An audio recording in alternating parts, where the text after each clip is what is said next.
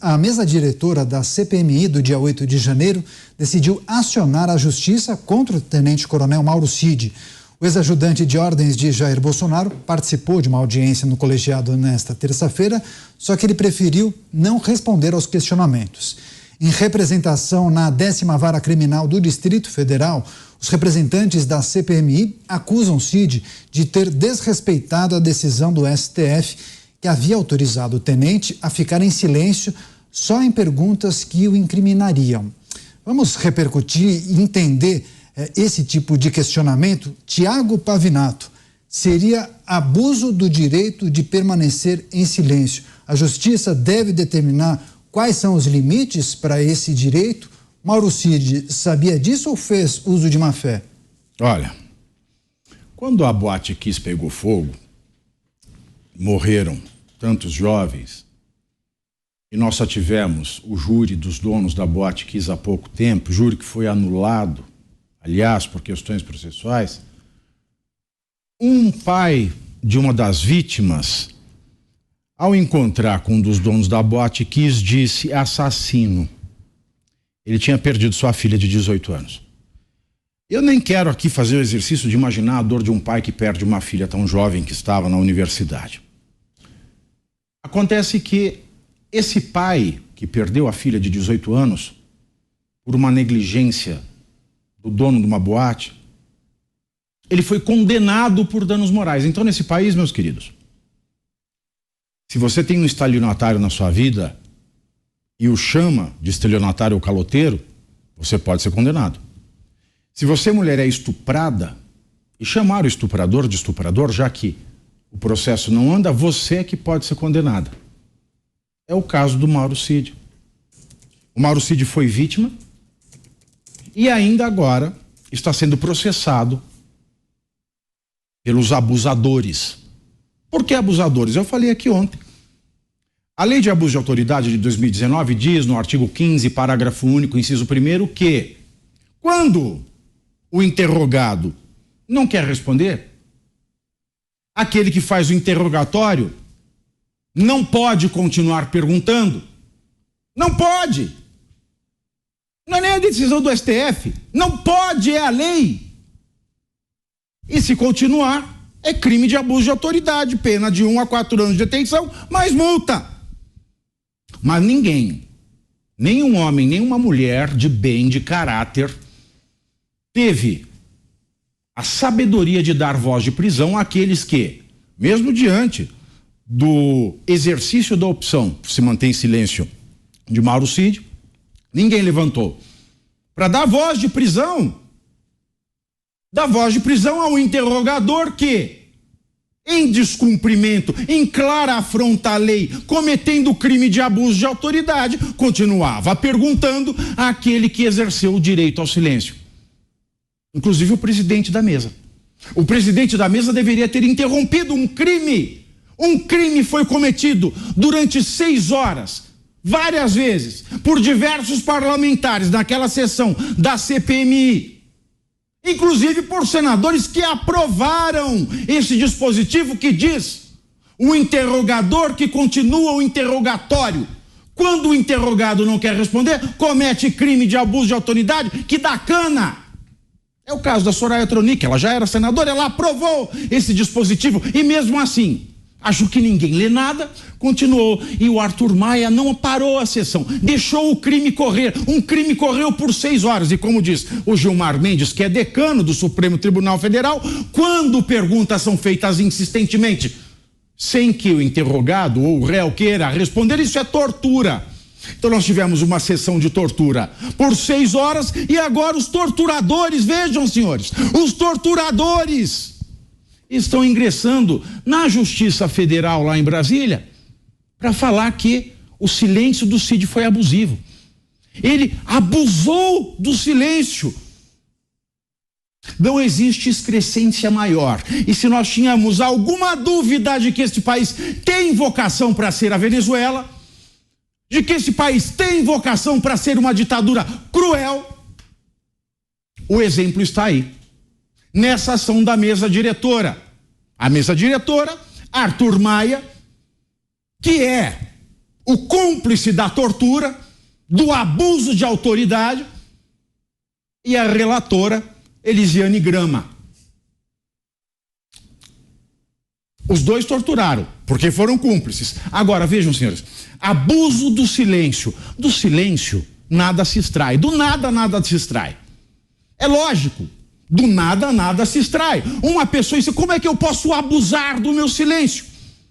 Como é que eu posso abusar do meu silêncio? Ele não respondeu a perguntas como, quantos filhos você tem? Como se a comissão estivesse ali para saber quantos filhos tem o Cid? Todo mundo sabe quantos filhos tem o Cid. Ele está qualificado em autos criminais. O senhor se julga inocente.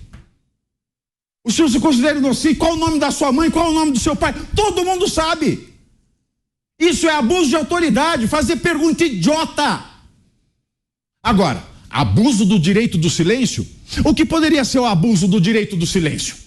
O abuso do direito do silêncio, talvez, quando os torturadores, tão temidos pelo pessoal do Lula, o pessoal de 64, do DOPS, os torturadores de Porão, que os lulistas tanto odeiam, tanto têm medo e tanto rememoram, e tanto colocam na conta do Jair Bolsonaro. Esses torturadores terríveis, eles pensavam assim como pensa o Arthur Maia, como pensa Elisiane Gama. Ora, eu tenho aqui uma pessoa que eu peguei numa batida. Ele está aqui no porão do DOPS. Ele está abusando do silêncio dele. Vamos afogar. Ele está abusando do silêncio dele. Vamos dar choque. Ele está abusando do silêncio dele. Vamos enfiar agulhas no vão entre a unha e o dedo. Ele está abusando do silêncio dele. Vamos espancá-lo até que ele fale alguma coisa.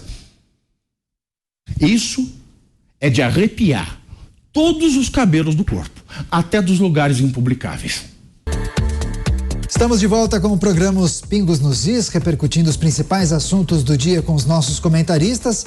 Eu também quero chamar a sua atenção, você que nos prestigia pela TV, pelas rádios Jovem Pan espalhadas por todo o Brasil e também pela internet, porque nós publicamos todos os dias no portal da Jovem Pan News uma enquete sobre algum tema relevante, importante do programa. Hoje nós estamos tratando da questão que envolve o ministro Luiz Roberto Barroso, que no dia de ontem, em um evento da União Nacional dos Estudantes, disse a seguinte frase: nós vencemos o bolsonarismo. Muitas repercussões, trouxemos as análises dos nossos comentaristas e por essa razão publicamos essa pergunta no portal da Jovem Pan News. Se você puder, entre agora jovempan.com.br, registre o seu voto, a sua opinião. Quase 2.000 pessoas já participaram dessa enquete para responder a seguinte questão: você acha que os ministros da Suprema Corte Brasileira, do Supremo Tribunal Federal, deveriam participar de eventos de cunho político? A grande maioria, imensa maioria, 97,68% disseram que não. Os ministros não deveriam participar de eventos de cunho político. Uma pequena fração, 2,3% das pessoas entendem que sim. É um direito dos ministros da Suprema Corte, eles podem e devem, se acharem por bem, participar de eventos de cunho político. Então, mais uma vez, eu reforço o convite, se você puder, entre agora em jovempan.com.br, é o portal de notícias da Jovem Pan News.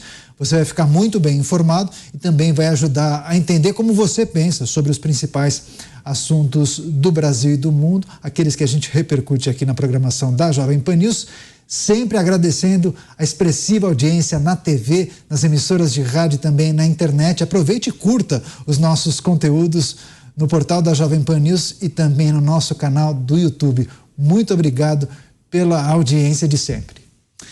Vamos continuar o nosso giro de opinião. Conexão com Brasília, capital federal. José Maria Trindade. Zé, também queria escutá-lo acerca dessa denúncia. Mauro Cid teria abusado do direito de permanecer em silêncio na oitiva na CPMI, Zé? Não existe essa possibilidade, né? Não existe. Eu sou macaco velho de CPI e estava lá presente e digo, foi um massacre contra um tenente-coronel do Exército que desempenhava a sua função. Não é uma função importante no Palácio, não é ministro, é exatamente o que ele descreveu no início. O ajudante de ordens é um anteparo do presidente da República e carrega a pasta do presidente da República e passa a ele todas as mensagens, e o presidente é que decide. O ajudante de ordens não decide nada. E, na verdade, o que estavam ali era tentando atingir o ex-presidente Jair Bolsonaro. Sempre foi assim. Eu posso te dizer que durante o exercício da presidência, ilegalmente, porque é ilegal, o presidente da República teve o sigilo quebrado. Isso porque quebraram o sigilo telefônico e grampearam o próprio presidente da República.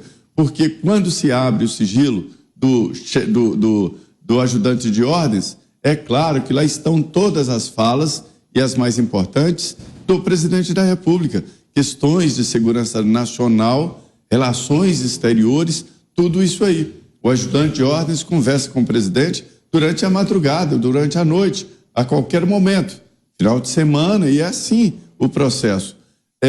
O coronel Cid foi escolhido ali de uma maneira muito severa. Ele foi 01 em todo, uma carreira brilhante, uma carreira militar. Ninguém é mau caráter de dia e bonzinho à noite. Então, o Cid, que foi um excelente militar, ele continuou sendo um excelente militar e um grande profissional como ajudante de ordens do presidente da República, né? A carreira dele indica isso, não é um minuto que derruba uma carreira assim. E hoje ele está preso, e como dizem os aliados do ex-presidente, jogaram a chave fora, porque ele está preso, não sabe se defender, porque simplesmente não tem um motivo que justifique uma prisão preventiva dessa natureza. O Lula achou que ele exagerou, que ele foi mal orientado pelo exército de farda. A farda é parte integrante do militar, né? Aliás, é obrigatório o uso de farda em assuntos oficiais, e era um assunto oficial, e ele é um oficial do Exército, ele ainda é oficial do Exército. E quando chegou naquela CPI, ficaram sedentos para que ele indicasse alguma coisa do ex-presidente Jair Bolsonaro. Essa foi a tônica, né? Sempre dizendo, olha, seus filhos e não sei o quê, acusa o ex-presidente, não dizia desta forma literalmente, mas o pensamento era assim: entrega o ex-presidente Jair Bolsonaro e você se safa disso aqui. Não era verdade, não era verdade. Ele não se safaria e não tinha o que entregar. Entregar o quê? Ele é apenas uma parte do processo. É como se fosse ali um meio de comunicação entre o mundo, os ministros e o próprio presidente da República. E durante o depoimento foi um massacre que eu nunca vi. Eu já vi vários ficando em silêncio na CPI, já vi vários falando e ficando em silêncio. Agora, abuso do direito de silêncio, eu nunca ouvi nem esse termo. E o pior, a CPI oficializou isso aí, que é o abuso de ser sequestrado e de ser violentado numa CPI. Aquilo ali é uma máquina de moer reputações e de moer, inclusive, a estabilidade emocional da pessoa. O coronel Cid, que é uma pessoa preparada, por isso ele não perdeu o controle mental ali. Foi realmente um massacre. E a oficialização de pedido de investigação deveria ter um resultado contrário e exatamente avaliar até onde uma CPI pode ir fazendo esse tipo de interrogatório. Silêncio é silêncio. Vamos escutar o que o Cláudio Dantas tem a dizer. Dantas, se o tenente-coronel Mauro Cid, ex-ajudante de ordens de Jair Bolsonaro, não tivesse se recusado a responder perguntas simples, questionamentos básicos, como, sei lá, informar a própria idade, talvez essa denúncia não fizesse sentido. Você acha que ele acabou errando na estratégia? Olha, ele poderia ter informado, né? Perguntas básicas, mas perguntas básicas, aquelas óbvias, elas inclusive já estão na ficha do próprio. Então a pergunta em si, ela já é uma pergunta que não deveria ser feita. Perguntar a idade, né, do coronel não faz o menor sentido. Aliás, as perguntas que foram feitas ao longo dessas 6 horas de CPI demonstram a absoluta falta de preparo, de estudo por parte, né, dos parlamentares para questionar o Mauro Cid. Se ele tivesse disposto a falar, talvez tivesse até um desempenho ótimo aí, porque as perguntas eram muito mal feitas, eram perguntas em alguns momentos até ridículas, né? Como a gente viu em outro momento, numa outra audiência, que o sujeito chegou a perguntar qual a sua patente, coronel. Então, assim, sinto muito, os parlamentares transformaram a oportunidade de fazer uma CPI para se apurar efetivamente o que aconteceu ali, tirar a limpo o que aconteceu no 8 de janeiro, eles transformaram isso num circo, né? Numa campanha. É disso que se trata. A lei, né, que trata do funcionamento da CPI, ela prevê de 2 a 4 anos de prisão para quem fizer afirmação falsa, negar ou calar a verdade, né, como testemunha à comissão. O nosso querido Mauro Cid, ele é investigado, né? Então ele por si só ele já está fora desse negócio. O Supremo, inclusive, não tem um entendimento formado no plenário sobre esse artigo aqui da lei que rege a CPI. Artigo que já foi acionado em alguns momentos. É da disputa política. A CPI, ela é um instrumento político. Tem ali o seu poder de polícia, mas é um instrumento político. Neste caso, há uma precipitação dos próprios parlamentares, há uma estratégia de se perturbar o trabalho legislativo de uma maneira geral, há uma precipitação na convocação das pessoas. Eu já falei aqui antes, falei até quando estava ainda no processo de tentativa de instalação. O que você faz primeiro? Você estuda, você pede informações, você apura ali, estuda os inquéritos, você solicita quebras de sigilo, etc. Você reúne o máximo de informações a respeito de quem você quer questionar, de quem você quer trazer para a CPI para questionar. O que eles estão fazendo é o contrário, não tiveram ainda acesso aos inquéritos do Supremo, não estudaram nada, não pediram quebra de sigilo de ninguém. As quebras que já são conhecidas demonstram claramente que não há nada ali que efetivamente associe o ex-presidente da República com essa história aí das vacinas, né? Ele está preso, ele e os outros ex-assessores do Bolsonaro estão presos de maneira ilegal, está muito claro isso, né? Estão lá presos, sem comunicação quase com ninguém, sem poder receber visita direito. A defesa do Cordeiro, um dia desse, até protocolou lá no Supremo um questionamento ao ministro Alexandre de Moraes, que ficou 2 meses para avaliar um pedido, né, de liberação da prisão de um sujeito que está preso preventivamente por causa de um esquema aí, uma investigação sobre um esquema de vacina, de certificado de vacina. Quer dizer, não há nada que justifique efetivamente essa prisão. É tudo política. A gente percebe claramente aqui que há um esforço político. E olha, como é tudo política, basta ver o comportamento do presidente da comissão. O Arthur Maia, do União Brasil, né, ele vinha no início tendo um comportamento mais independente. Arthur Maia, União Brasil, por quê? Porque a União Brasil ainda estava independente, votando contra o governo, cobrando ali posições, etc. e tal. Agora que a União Brasil já está no governo, já acabou de resolver a questão do Ministério do Turismo, colocando lá o Sabino, tá negociando o Funasa, tá negociando outras pastas, recebeu aí também emendas bilionárias, emendas parlamentares, já se associou, já entrou para a base do governo. Agora o comportamento do presidente da CPI me parece que está mudando. Então, no fim das contas, é tudo política, gente. É tudo política.